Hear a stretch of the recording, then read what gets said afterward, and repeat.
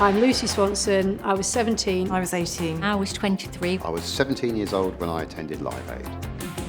It was a time of our lives when there was a much smaller community and everyone was listening to the same radio station, everyone watched Top of the Pops. And I was a massive U2 fan. I used to follow them around the country. Well, I was a regular concert goer. I used to go to the Brighton Centre to see lots of different bands. After I heard Do They Know It's Christmas and I saw everybody coming together, all them artists, and then I heard that there was going to be a concert. We had to go and we had to go. As soon as they added U2, I thought, God, I've got to go. I just had to be there.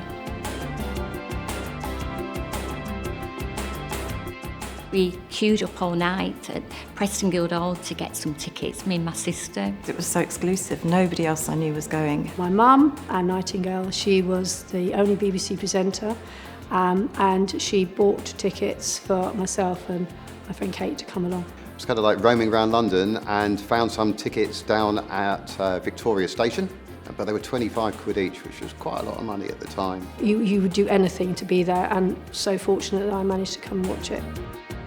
My name is Vivian Harvey and I was a special constable at Live Aid.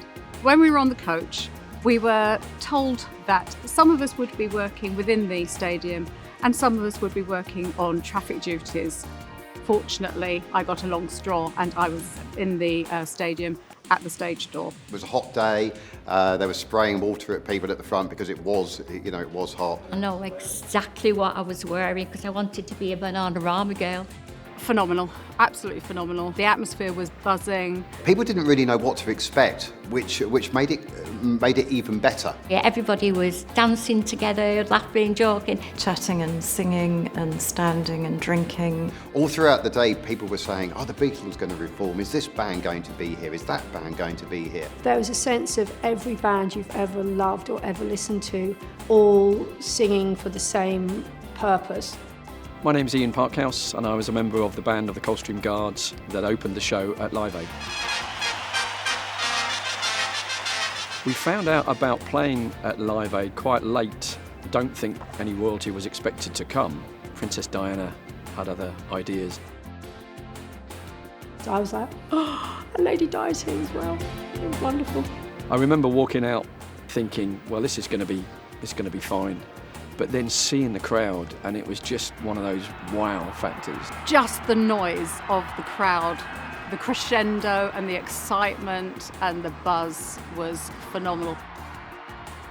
My standout memory of the day was seeing U2 live. I was always a massive Bob Geldof of Boomtown Rats fan. Elton John and George Michael. I can almost assure you that is George Michael in those photos. The flag, I remember the first time I saw it, it appeared in a U2 calendar. I was thinking, goodness, look, there's the flag. But looking back on it now, I know where I was at certain parts of the day at one of the greatest gigs that Wembley's ever hosted. I really wanted to see Paul McCartney. And of course, there was that utterly heartbreaking moment where he starts singing and everybody's going, the microphone's not working. And then it comes on, thank God, and you can hear him. Freddie was the star of the show, without a doubt. Dale, yes. Dale, all right! I've travelled the world, played in some amazing places, Sydney Opera House and Madison Square Garden, but to say you actually played at Live Aid, the biggest gig I've ever done, I suppose. There were no phones, we couldn't take selfies, we didn't take photos. It was better actually, probably just living in that moment of looking at that stage and going, oh, who's next? And people kind of nowadays say, it's like the Woodstock of the 80s. Well, I'd heard of Woodstock, but you never think you're going to go to something on that type of scale. I was so glad to be part of it. Just felt you'd been part of a massive movement. But at the time, I'm not sure we really knew the magnitude of what it would become. And now seeing it all these years later, can't believe that I was, there.